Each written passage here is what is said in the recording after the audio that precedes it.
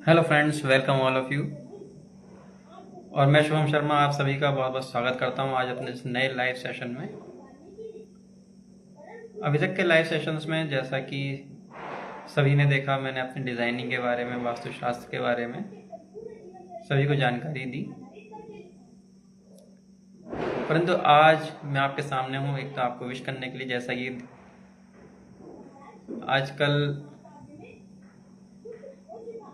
आप सभी के इस तरह के फ़ोन कॉल्स भी आ रहे हैं, इस तरह के मैसेजेस आ रहे हैं कि एक इस तरह का लाइव सेशन दिया जाए जिसमें सीधे आपसे बात की जाए। अभी तक मैंने आपको अपनी डिज़ाइनिंग के डिज़ाइन दिखाए हैं, वास्तु के डिज़ाइंस दिखाए हैं कि किस तरह से मैं काम कर रहा हूँ। तो मैं दिव्यवन ऑफ काशीपुर से शिवम शर्मा आप सभी का बहुत बहुत स्वागत करता हूँ। And I wish you all of you very happy Diwali. आप सभी को ये दीपावली बहुत बहुत शुभ हो। आप सभी को दीपावली की मंगल कामनाएं एवं मेरी शुभकामनाएं। अब इस दीपावली के महापर्व पर मैं आप सभी के सामने वास्तु डिजाइनिंग से संबंधित तो बात रखूंगा ही, साथ ही अगर आपके कुछ और क्वेरीज हैं या इस तरह के प्रश्न हैं जो आप मुझसे करना चाहते हैं, वो भी आप मुझसे कर सकते हैं। जैसा कि अभी वीरेंद्र कुमार दुबे भैया जी हमसे जुड़ रहे हैं। जय श्री राम भैया जी, कैसे हैं आप?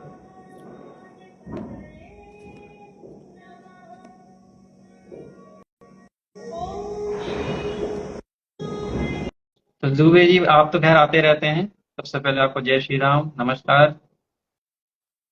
कैसे हैं आप सभी के परिवार में सब कुशल हैं?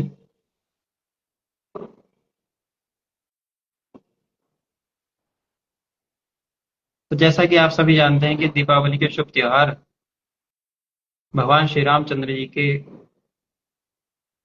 आगमन के अनुसार तो मनाया ही जाता है। साथ ही इससे पहले भी कई अभूतपूर्व घटनाएं इस तरह की हुई हैं, कुछ इस तरह की कालजाई घटनाएं हुई जिसमें दीपावली का त्योहार त्रेता युग से पहले भी मनाए जाने के तो साक्ष्य मिलते हैं। आज मैं आप सब से ये बात इसलिए कर रहा हूँ क्योंकि वास्तव में हम जिस प्रकार से त्योहार मना रहे हैं, त्योहार मनाने के साथ साथ हम सभी अगर उसके धार्मिक और ऐतिहासिक महत्व की तरफ भी ध्यान दें तो बहुत अच्छा रहता है। तो दुबे भैया हम बहुत अच्छे हैं, हमारे घर में सब कुशल हैं।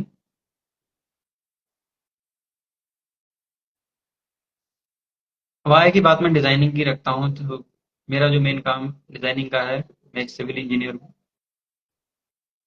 और डिजाइनिंग के साथ साथ मैं वास्तु संबंधी कार्य भी करता हूँ।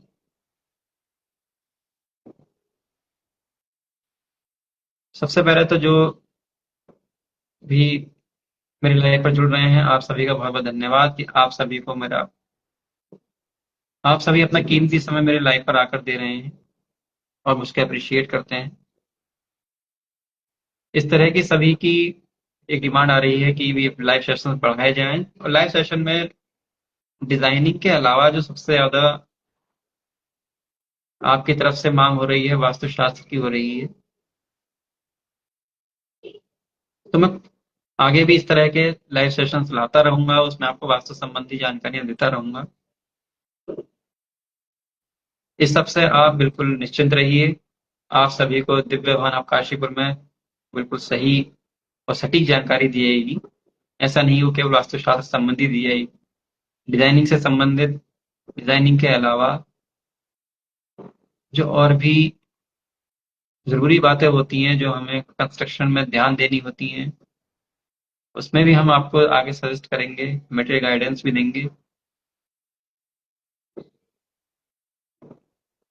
इसके साथ साथ जो अब एक अन्य बात सामने आ रही है, तो उसमें सभी लोग ये बात बोल रहे हैं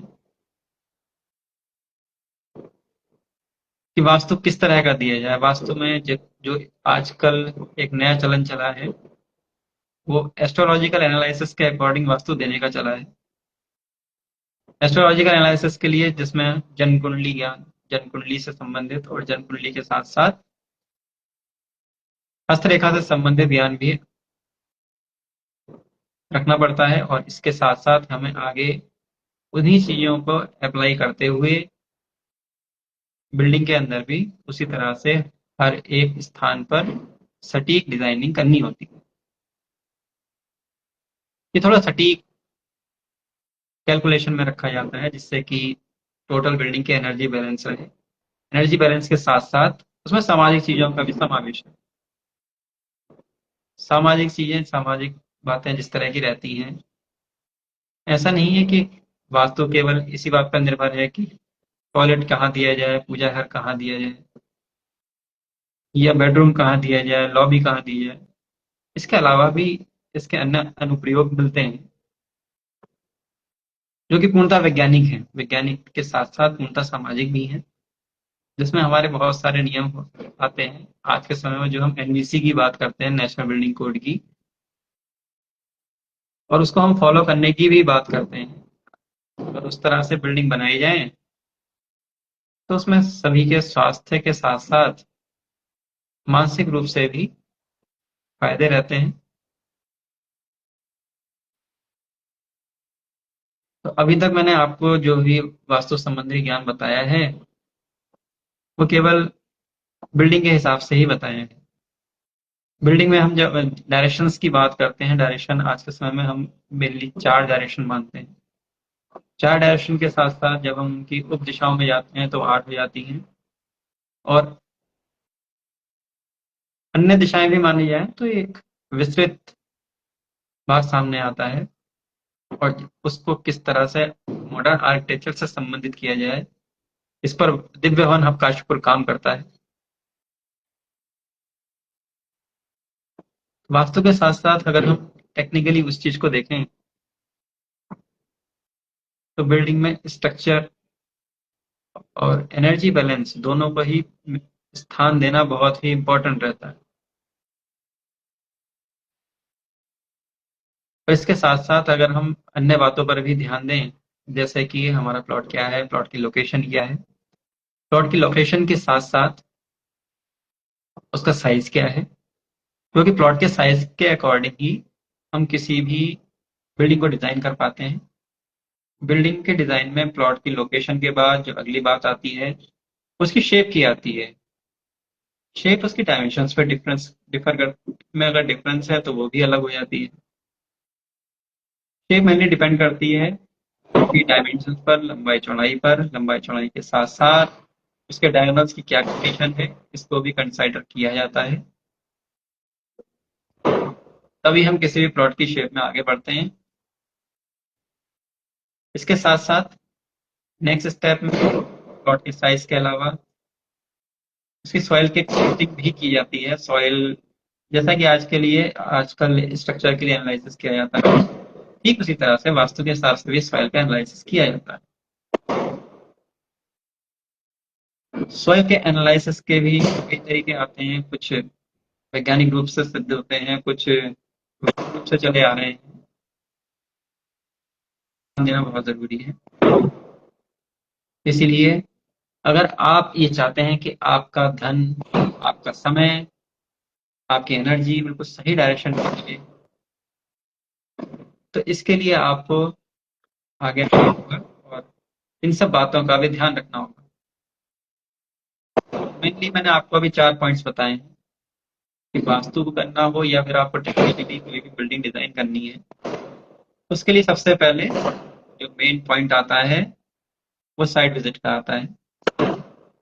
साइट विजिट के बाद ही हमें आगे नेक्स्ट स्टेप करना चाहिए, क्योंकि हम साइट विजिट में सबसे पहली बात देखते हैं कि प्लॉट की लोकेशन किस तरह की है। लोकेशन के अकॉर्डिंग हिल एरिया पे है, हिल एरिया पे है तो हिल में किस पॉइंट पर आ रहा है, उसके अकॉर्डिंग एंगल ऑफ रिपोज क्या हो सकता है, इसकी भी हमें होनी बहुत जरूरी है। तभी हम हिल एरिया में एक सेफ या सेफ बिल्डिंग बना सकते हैं। फिर नेक्स्ट स्टेप आता है कि उसकी डायमेंशंस क्या है। डायमेंशंस के बाद नेक्स्ट स्टेप पर आते हैं तो उसके डायगोनल्स लिए जाते हैं। डायगोनल्स के साथ साथ हमें उसकी शेप जब निकल के आती है तब शेप क्लेरिफाई होती है कि शेप शेप के अकॉर्डिंग वो किस तरह का है। रेक्टेंगुलर है, स्क्वायर शेप है, यानी कि आयताकार है या वर्गाकार है या दंडाकार है, लेमिनार भी होता है। दंडाकार के साथ साथ जो सबसे ज्यादा प्रचलित भूखंड माने जाते हैं, शेरमुखी और गौमुखी में भी बहुत ज्यादा भ्रांतियां रहती हैं कि किस तरह से उनको कंसाइडर किया जाए या किस तरह से उनको फाइनल किया जाए। इस पर भी ध्यान देना बहुत जरूरी होता है। तो आप सभी जो भी मुझसे इस लाइव पर जुड़ रहे हैं, कमेंट बॉक्स में आप सभी अपनी अपनी क्वेरीज भी बता सकते हैं।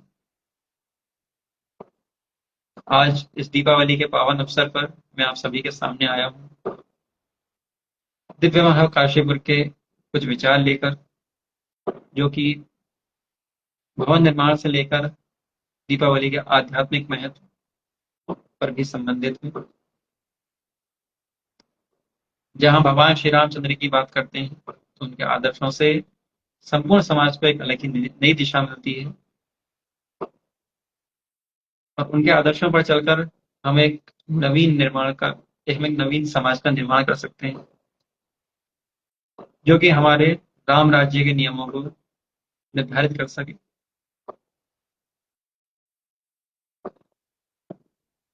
तो जो भी व्यक्ति मुझसे जुड़ना चाहते हैं, मेरे पास डिजाइनिंग, एस्टिमेशन, कॉस्टिंग, इसके अलावा वास्तु, जन कुंडली, इनके लिए जानकारी प्राप्त करना चाहते हैं, वो सभी मुझसे संपर्क कर सकते हैं। संपर्क के लिए आप सभी को एड्रेस मैं कमेंट बॉक्स में दे रहा हूँ। दिव्य भवन हब, काशीपुर।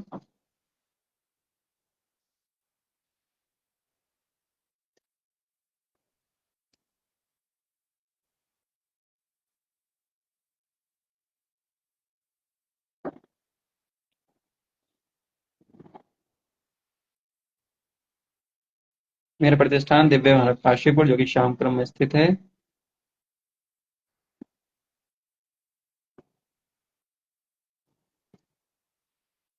मेरा नाम इंजीनियर शुभम शर्मा है।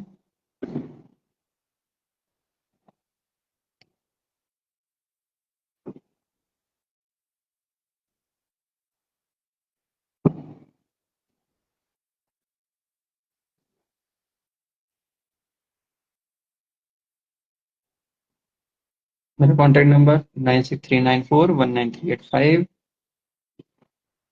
और मेरी इंस्टा आईडी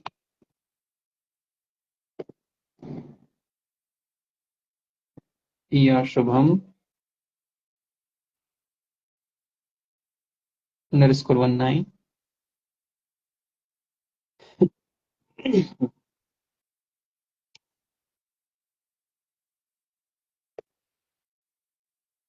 तो इस प्रकार से आप सभी मुझसे संपर्क कर सकते हैं।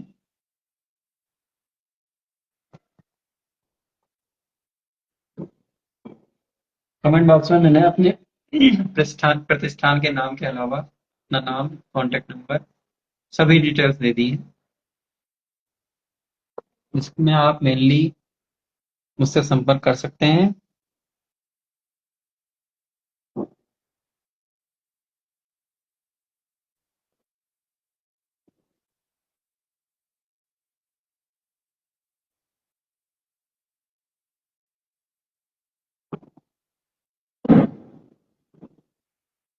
Building planning, designing.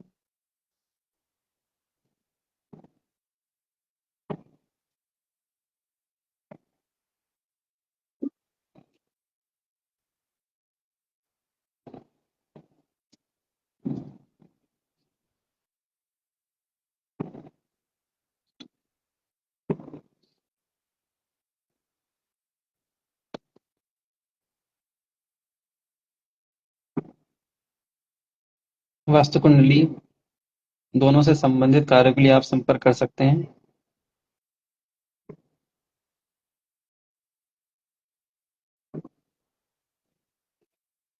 Estimation, surveying,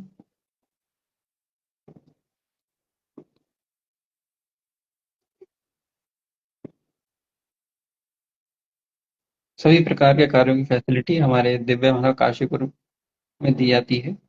इसकी कोई और अन्य ब्रांच भी नहीं है, अभी केवल काशीपुर में ही ये कार्यरत है। इसके अलावा आने वाले समय में आप सभी को ये सुविधाएं अन्य शहरों में भी बहुत जल्द मिलने वाली है।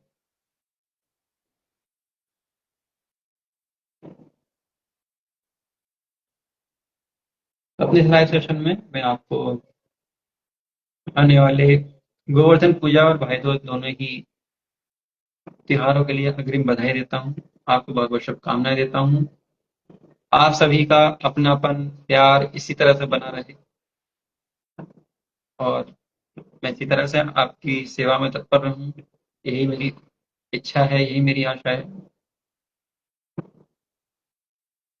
आपके इस अपनेपन और अपने प्रेम भाव की वजह से ही मैं आज आपके सामने इस तरह के लाइव वीडियो के लिए आया हूँ कि कोई भी पहले से प्लानिंग नहीं थी। लेकिन जिस तरह से आप सभी फ्रेंड्स की एक इच्छा रही कि मैं एक दीपावली के पर्व का आप सभी के लिए लाइव वीडियो रखूं, एक लाइव सेशन में आऊं और आप सभी को वास्तु डिजाइनिंग और बिल्डिंग कंस्ट्रक्शन से संबंधित जानकारी दूं,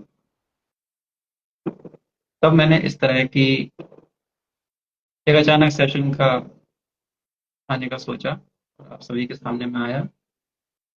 तो जिन जो भी मेरे इस लाइव सेशन में जुड़े हैं, आए हैं, आप सभी का बहुत बहुत धन्यवाद। जय श्री कृष्णा, जय श्री राम, भारत माता की जय।